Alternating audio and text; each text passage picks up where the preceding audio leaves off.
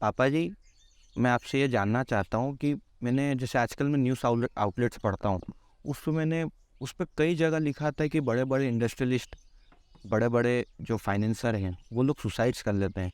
मतलब इनके पास अरबों रुपया है। तो मैं ये जानना चाहता हूँ कि आदमी सब कुछ पाके भी इतना हताश और इतना दुखी क्यों है? ठीक। जैसे वेद की कहानी से स्टार्ट करते हैं। हाँ, काय की कहानी से? वेद की। वेद बाणी सत्यवाणी।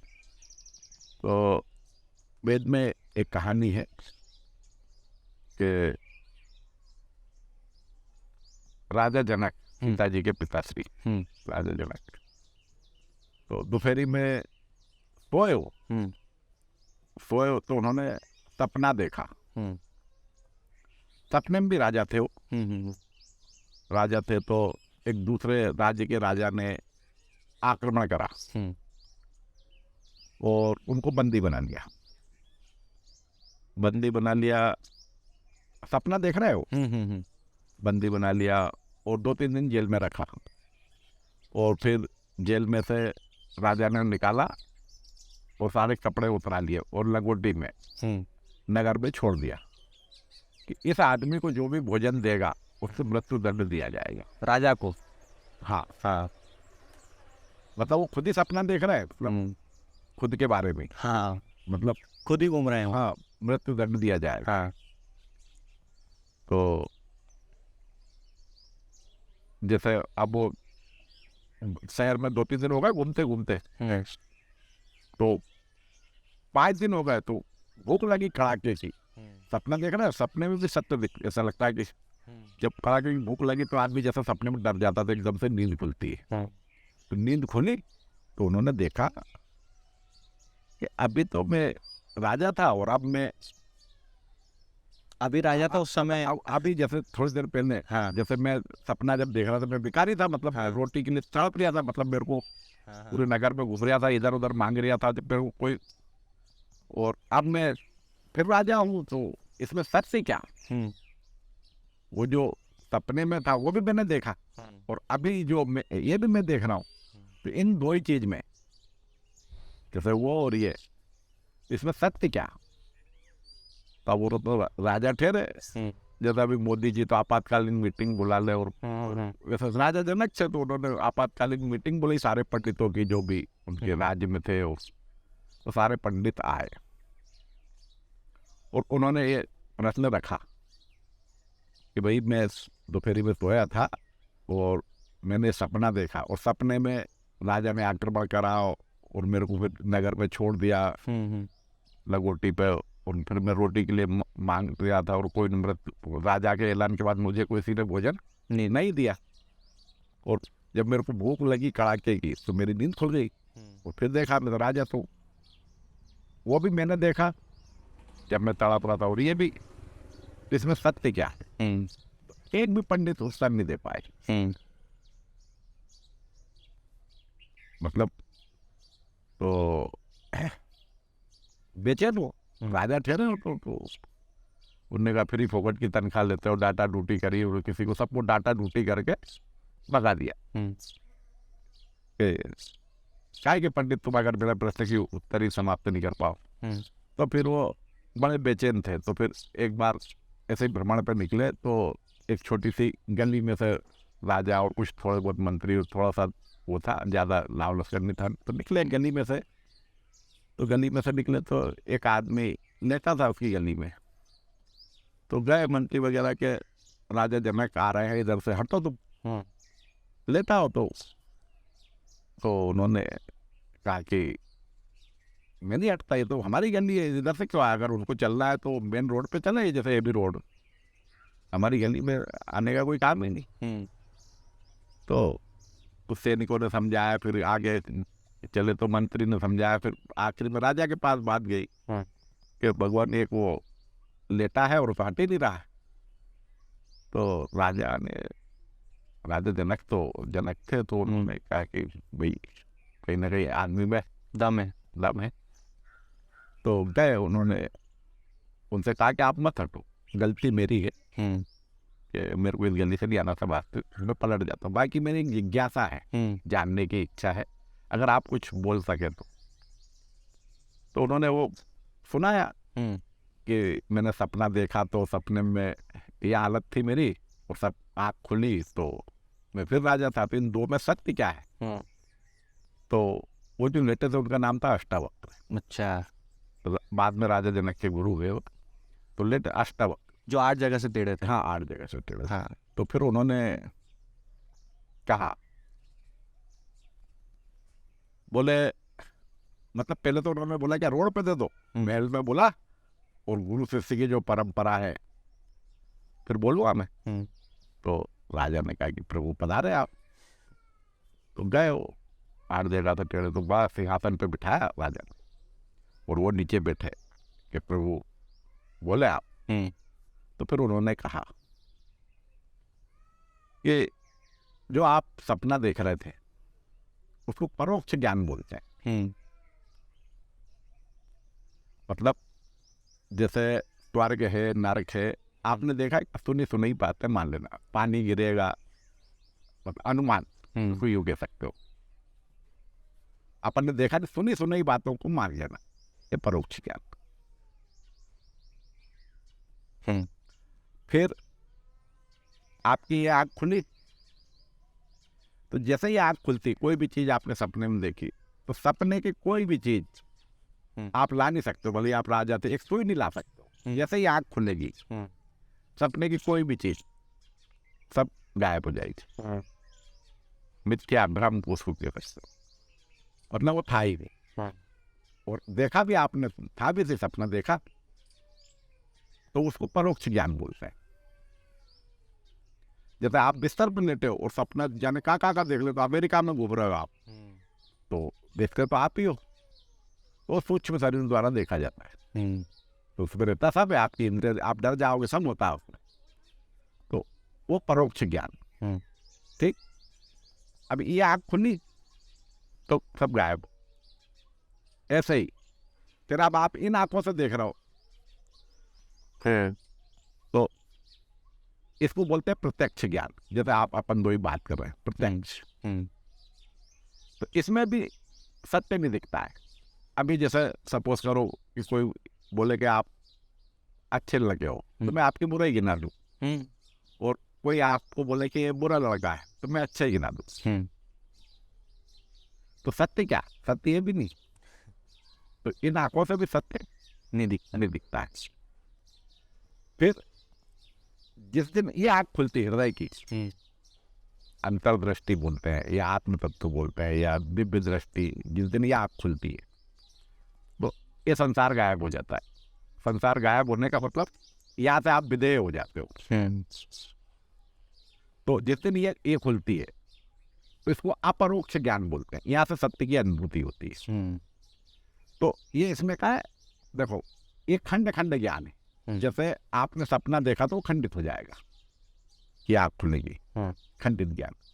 और इन आंखों से देख रहा हो, ये भी खंडित हो जाएगा। और यहाँ से जो है इसको अखंड ज्ञान बोलते हैं। मतलब फिर खंड नहीं है, आप पूर्ण हो।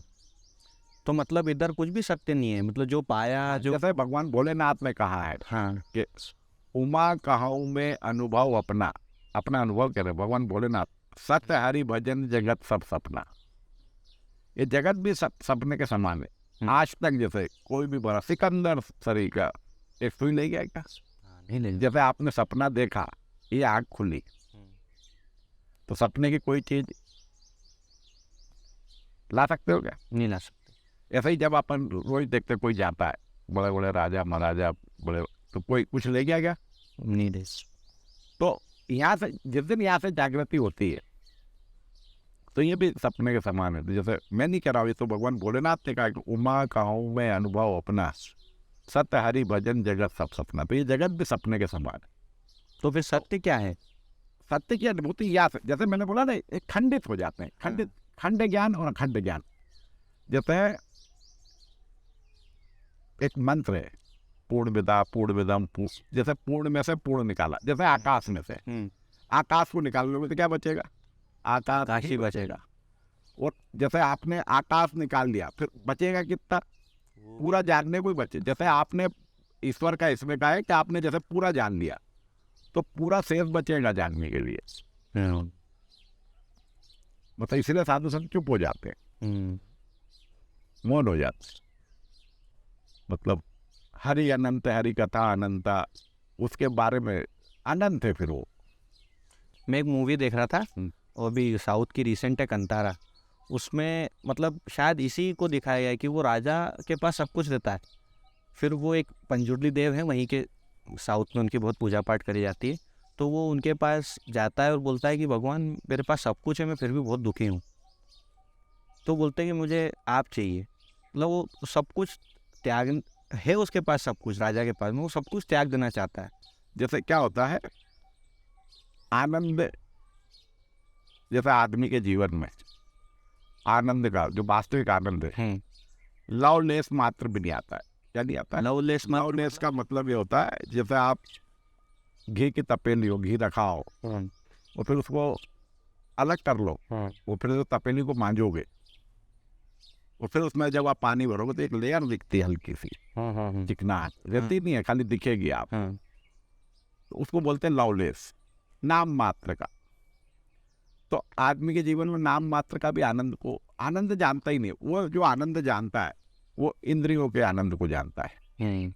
जैसे क्या होता है, अलग अलग स्टेज होते हैं। जैसे शरीर का स्तर अलग अलग, तो शरीर के स्तर पर उसको सुख दुख बोलते हैं। जैसे भूख लगी तो सुख हो गया, जैसे भूख लगी तो दुख हो गया, खाना खा लिया। जैसे बरसात हुई, आप गीले हो गए तो दुखी हो गए, फिर आप, तो ये सुख दुख शरीर का स्तर।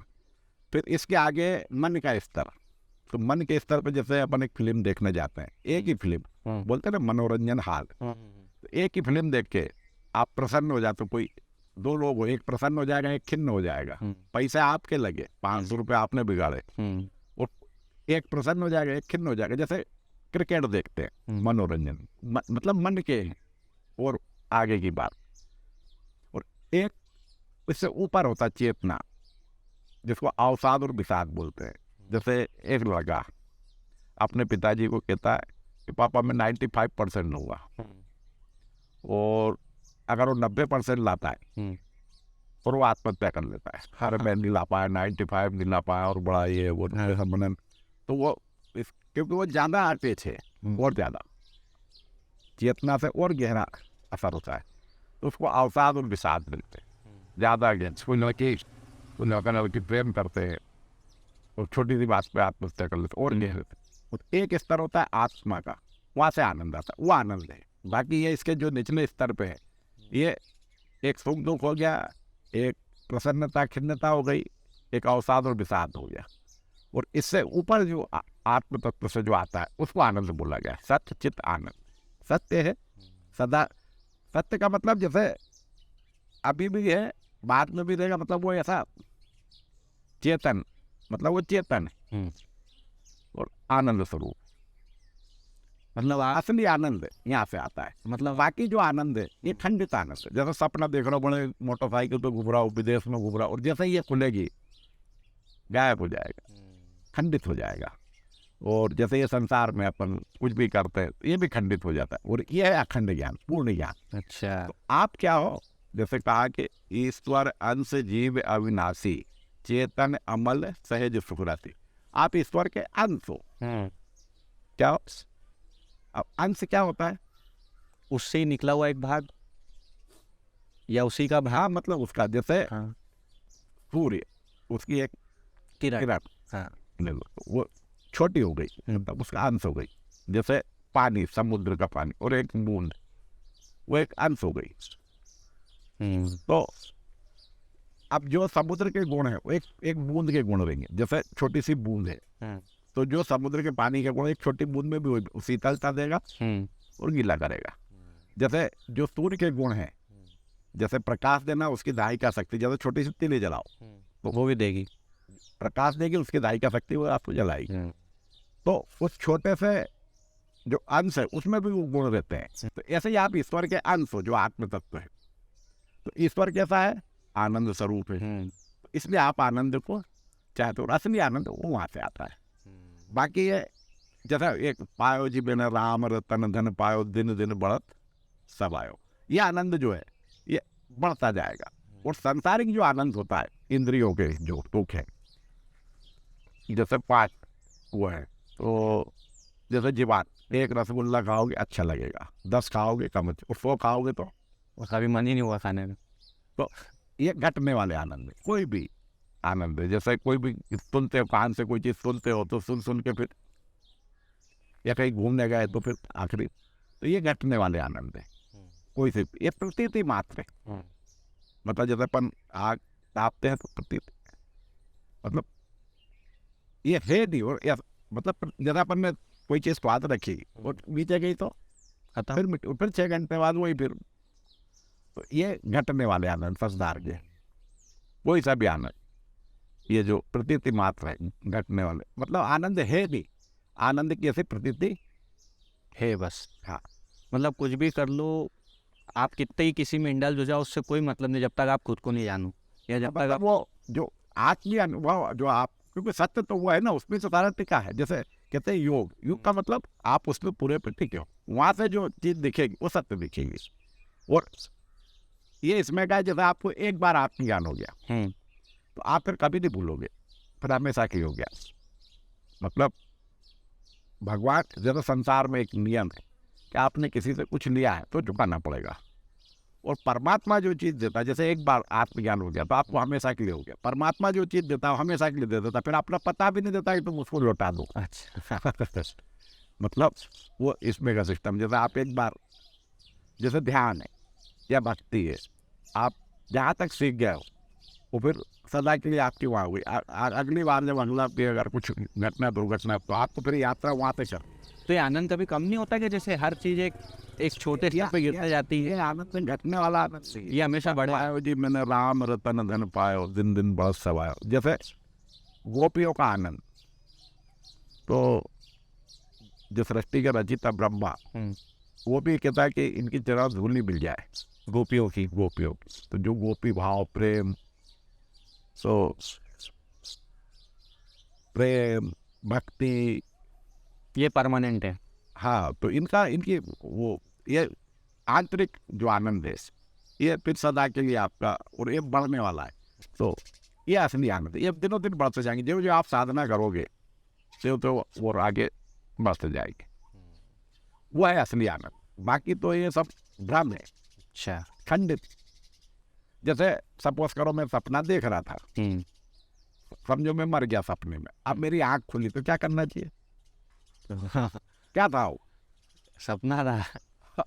तो उसके लिए क्या रोना चाहिए कि क्या करना चाहिए? नहीं।